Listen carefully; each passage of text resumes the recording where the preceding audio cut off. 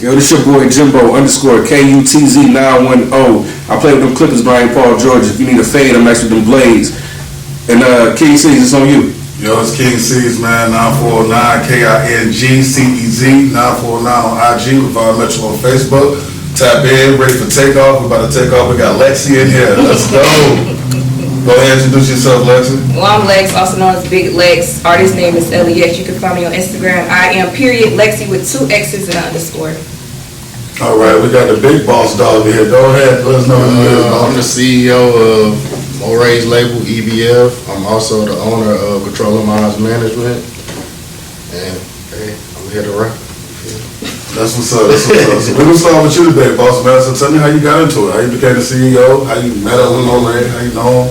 Originally, I started as a producer. I was signed to Atlantic Records for like 3 years. I did a publishing deal with them. So that I pretty much was already kind of in the business before I met him. And then I kind of met him through like his aunt is my wife's first cousin. Oh, so we kind of linked in like that. Once we linked in, we kind of started working. He was working in the studio with some of the artists that I was with, and he seen me working, and we just kind of linked in, put it together. I had 2 artists I was already working with. He had like 2. We got like 2 more. Now we got like 6 artists on the label. That's dope. That's dope. So you met him in Atlanta? You met him out here? No, I met him out here.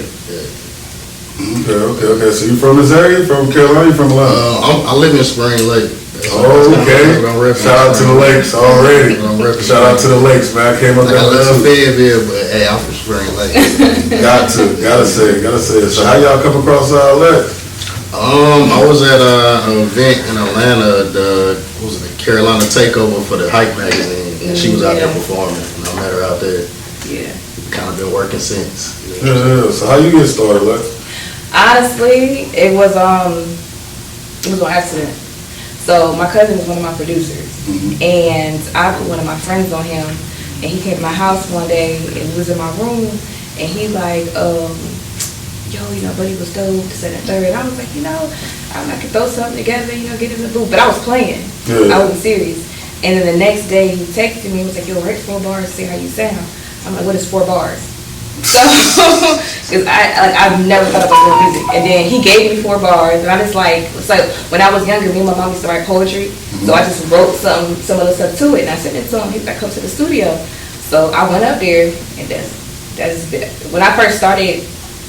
I was probably in the studio for like 5 days a week, and he helped me learn my cadence, and I used to break up words, so he taught me how to say the whole word and just everything, but it was honestly I was just playing around. And you from here? Where you from? Fayetteville. You from Fayetteville? Where you graduated from? I went to Westover, I went to Southview, and I went to Cape Fear for like a month, but I ended up graduating in Clinton. Oh, okay, so you just bounced around. Where you graduated from, boss man? Forest, brother. Who? Forest. Forest. Okay. Shout out to Power Forest. I graduated Power Forest too.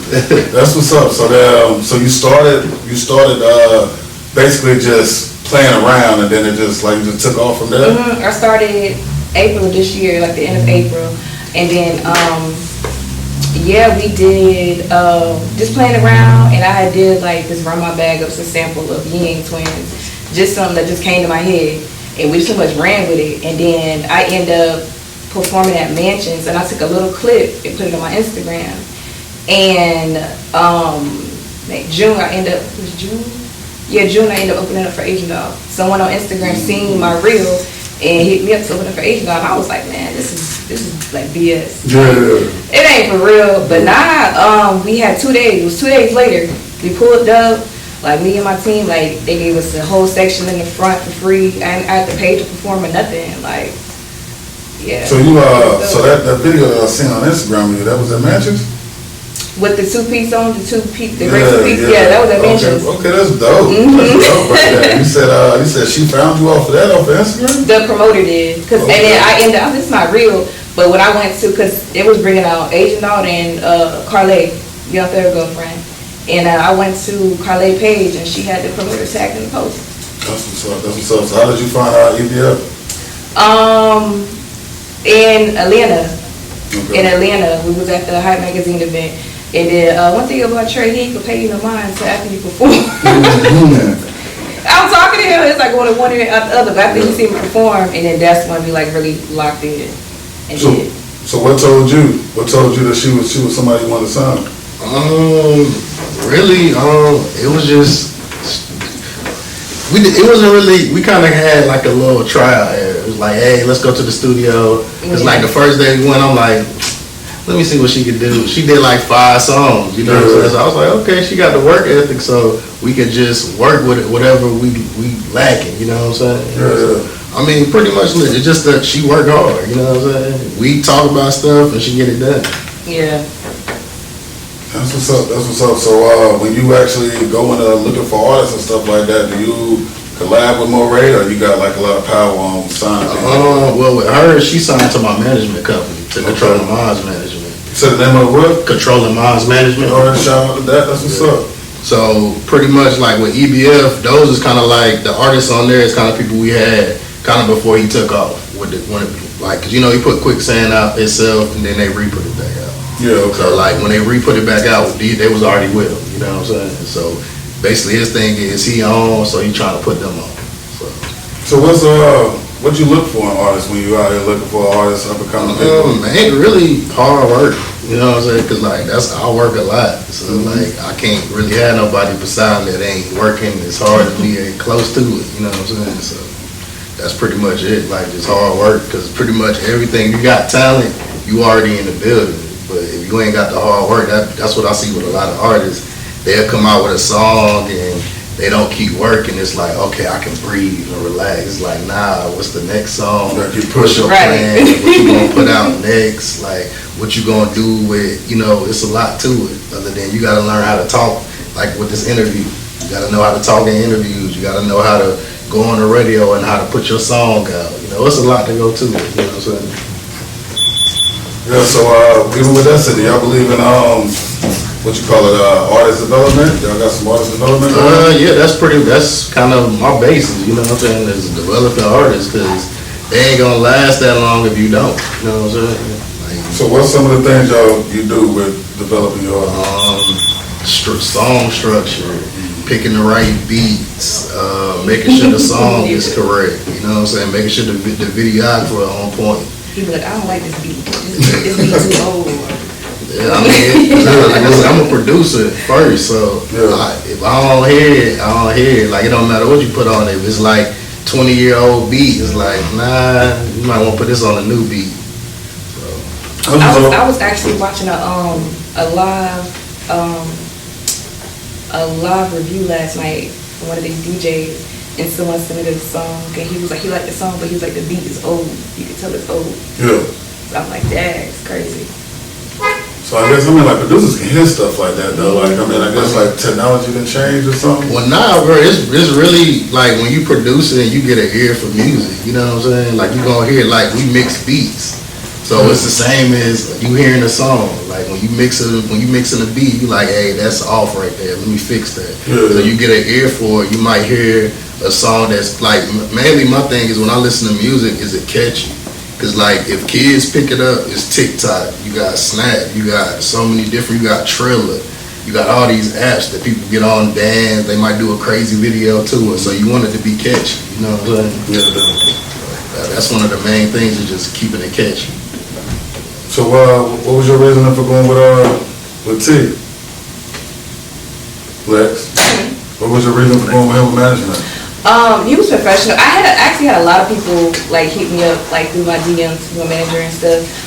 One of them I was close to it, but like he had some relationship issues, or like other people are like make comments I wasn't comfortable with. So I'm not going to work with nobody like that. Cause 9 times out of 10, I knew my manager was going to possibly be a man. You know what I'm saying? But he made me real comfortable. Everything has been strictly about business, work, and I just felt like it was the right move. Like he just made me. My main thing was being comfortable. Yeah, I know that's tough out here for like female artists. Yes, yes. Can I jump in real quick and ask a question? Lex, where did your musical influences come from? Like, what female artists would you say you kind of modeled your game after? Mulatto. When I had to perform, I used to like, I still do it. I'll pull up her live performances and see like you know, what she do or what she said or how does she interact with the crowd or how does she dance, or definitely Mulatto. Now with Mulatto being a newer artist, is it someone besides her that, you know what I mean, you can say you manage the game after as well?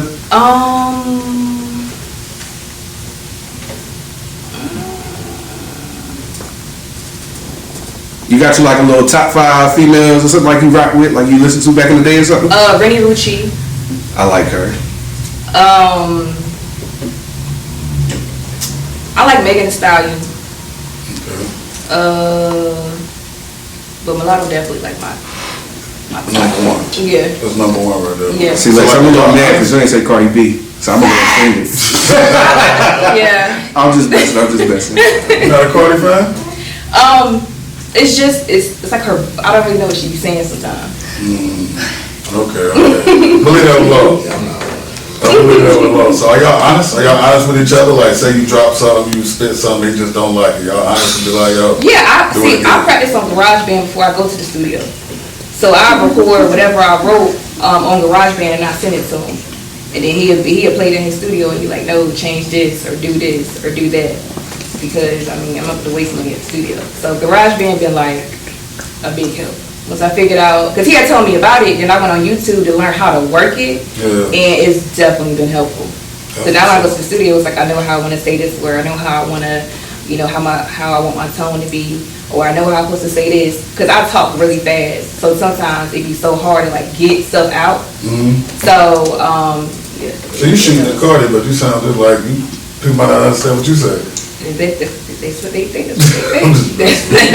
So so how you actually set it up in the studio for, like, how you go about it? Because she's saying that she can, like, people come to the studio with you, do they have to, like, have it all the way ready, like, in and out, or is it like you? I mean, I'm about not wasting no money too. You know what I'm saying? Because, like, the money that you not wasting, you could be spending on promo. Like, you gotta think, if you don't, like I always tell people this analogy, if you don't got a car, but you put out music in one time, how can you get it to everywhere? You gotta promote it, you know what I'm saying? So, you gotta spend that money on the promo. But, like, pretty much the studio, every time she go, for the most part, I'm there. You know what I'm saying? So, if something wrong, we can fix it right then and there.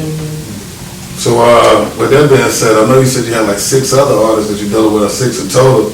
So, what do you like better, male or female artists? I don't know, because everybody different that I deal with. Like, even with by us having 6 artists, nobody the same on EBF.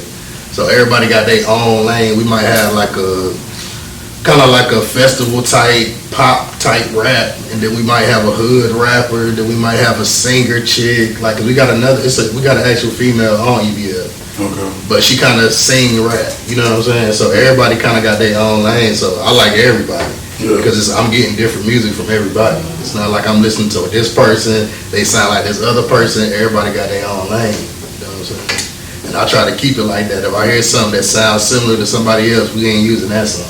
I feel you. And that's indie artists are in the industry, because, you know, people are kind of